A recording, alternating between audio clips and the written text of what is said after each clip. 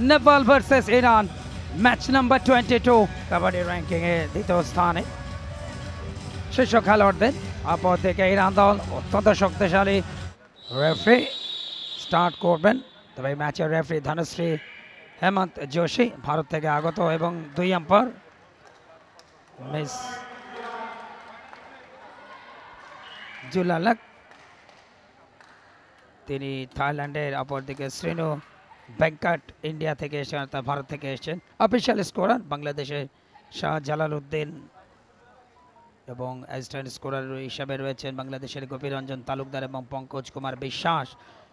খেলাটা স্টার্ট হয়েছে, প্রথম পয়েন্টটা কিন্তু ইরান দলের, এবং তাদের রেড যথেষ্ট আক্রমণাত্মক। নাম্বার 10 তাকে দেখছেন ইরান দলের, এবং ইরান দল প্রথম নারী বিশ্বকাপে তারা রানার্স আপ হয়েছিল। 1 पॉइंट आरती अजय बारी महाराष्ट्र तथा मुंबई में, अपरदिके तमिलनाडु में संध्या मोथियालू रेड्डी।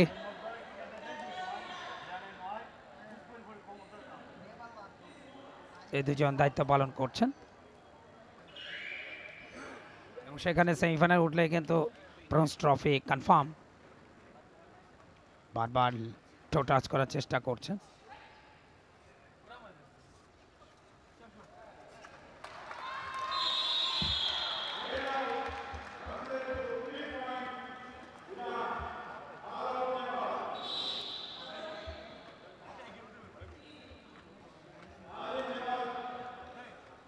নেপাল হোস্ট হওয়ার জন্য এবং সবকিছু বিবেচনা করে নারীদের জন্য সুষ্ঠু পরিবেশ থাকবে কিনা, ডিসিপ্লিনারি ইস্যু কি থাকবে, সবকিছু মিলিয়ে আইকেএফ মনে করেছে yes, Bangladesh is a perfect choice for this world cup. এবং শেষ পর্যন্ত বাংলাদেশকে তারা হোস্ট কান্ট্রি হিসেবে বিবেচিত করেছে, মনোনীত করেছে, এবং বাংলাদেশ আয়োজন করছে প্রথমবারের মতো উইমেন্স কাবাডি ওয়ার্ল্ড কাপের দ্বিতীয় আসর। 11টা দেশ পার্টিসিপেট করছে এবারের এই ওয়ার্ল্ড কাপে। নেপালের এরা ভুল করে বসলেন, এবং ইরানের 24-3 পয়েন্টের ব্যবধানে আজকে দিনে মোট 4টা ম্যাচ অনুষ্ঠিত হবে। প্রথম ম্যাচ আপনারা উপভোগ করছেন, যেখানে প্রথমার্ধের খেলা শেষ হয়েছে অনেকটা পিছিয়ে নেপাল, 24-3 পয়েন্টে এগিয়ে ইরান। সেকেন্ড হাফের প্রথম রেইড নেপালের ক্যাপ্টেন মনমাতি বিস্তা, তিনি গেছেন রেইড করতে। নেপালের কোর্টে 4 জন, অন্যদিকে ইরানের কোর্টে 7 জন ডিফেন্ডার। এই মুহূর্তে মনমাতি বিস্তা চেষ্টা করছেন পয়েন্টের জন্য পার্সিউ রেইড ইরানের কাছ থেকে। 4 জন ডিফেন্ডার এই মুহূর্তে কোর্টে, দেখা যাক একটা ভালো ট্যাকেল করতে পারেন কিনা। ভালো ট্যাকেল করলে কিন্তু কনফিডেন্স লেভেলটা বেড়ে যায়। Change for team Nepal, empty রেইডে ফিরে গেছেন রেইডা, কোনো পয়েন্ট অর্জন করতে পারেননি। আজকে দিনে সেকেন্ড ম্যাচটা দিকে winner will be qualified for semifinal.